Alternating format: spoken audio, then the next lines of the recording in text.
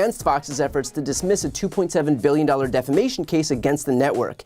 The company that brought the case is Smartmatic, which now joins Dominion, also currently moving forward with its own $1.6 billion defamation lawsuit against the network, and that goes to trial in April. Both lawsuits focus on Fox News knowingly spreading the lie that these companies helped steal the 2020 election from Donald Trump.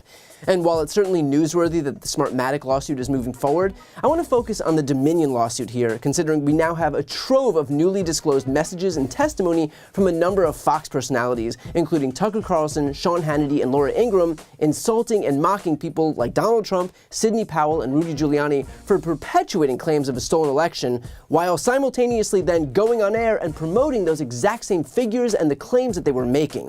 According to the filing, from the top down, Fox knew the Dominion stuff was total BS, yet despite knowing the truth, or at minimum recklessly disregarding that truth, Fox spread and endorsed these outlandish voter fraud claims about Dominion, even as it internally recognized the lies as crazy, absurd, and shockingly reckless. And just to give a few more concrete examples, here's what we now know thanks to texts that have been released. Laura Ingraham said Rudy is, quote, such an idiot. Sean Hannity said that Rudy is, quote, acting like an insane person and referred to him as an effing lunatic. A Lou Dobbs producer called him so full of shit, with another producer calling to keep in mind Rudy's insanity.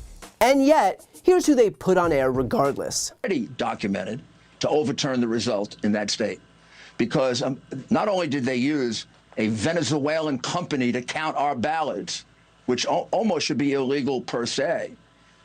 Number two, they didn't allow Republicans in key places to observe the mail vote.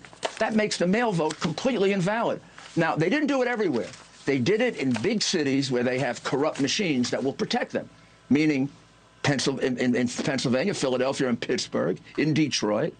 They didn't have to do it in Chicago, in New York, or Boston. They could have. They have corrupt machines there.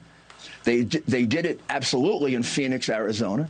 They did it absolutely in Milwaukee, Wisconsin. Republicans were shut out. As for Sidney Powell, Tucker Carlson called her an unguided missile, dangerous as hell, and poison. Laura Ingraham called her a complete nut. No one will work with her, ditto with Rudy. To which Carlson responded, our viewers are good people and they believe it, making it clear that the viewers are being fed information that the Fox hosts themselves knew to be lunacy. And yet, here she is on Fox's air. We've got evidence of corruption all across the country in countless districts. The machine ran an algorithm that shaved votes from Trump and awarded them to Biden. They used the machines to trash large batches of votes that should have been awarded to President Trump. And they used a machine to inject and add massive quantities of votes for Mr. Biden. Gary Schreier, Senior Vice President of Programming for Fox Business, said Mike Lindell was on the crazy train with no brakes, and yet, you starting to notice a trend?